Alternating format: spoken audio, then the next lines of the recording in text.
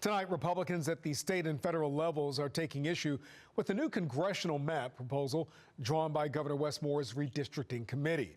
They claim the process lacks transparency and bipartisanship.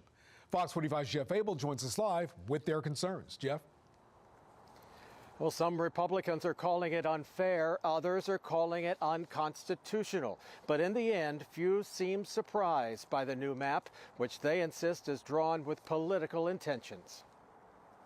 Behind closed doors on Tuesday, the governor's hand-picked commission voted to recommend this new congressional map, which could change the direction of Maryland politics. So it tells me that we have a sham map presented by a sham commission. It's objectively unconstitutional.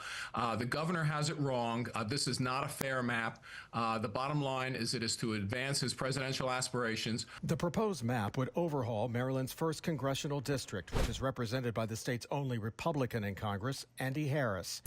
Right now, the largely Republican First Congressional District in the yellow includes the entire Eastern Shore, Cecil County to the north, and parts of Baltimore County.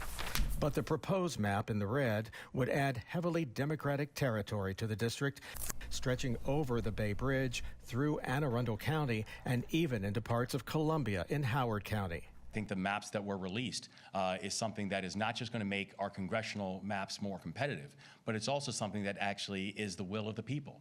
And I don't understand how it's the will of the people when the polling shows it's a small minority of Marylanders who think it's important. The governor's commission of 4 Democrats and 1 Republican approved the map in a closed-door meeting on Tuesday.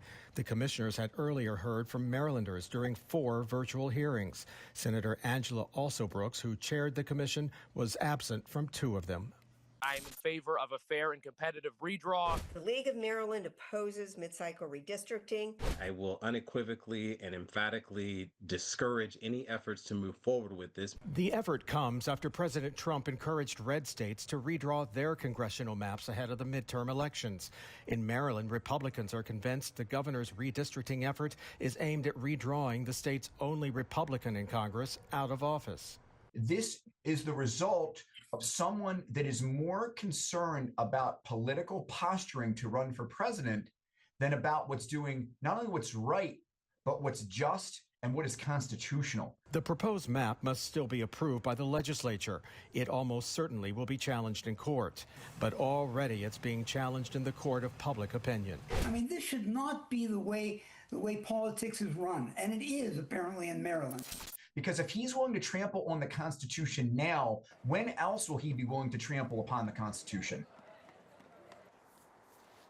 Well, Senate President Bill Ferguson sat on that commission and voted against the map, calling it a flawed process. It's unclear whether he will bring it to a vote in the Senate. We're live tonight. Jeff Abel, Fox 45 News. I'm Kai Jackson. Thank you for watching. Here's another video to watch. Also, please take a moment to subscribe to our channel.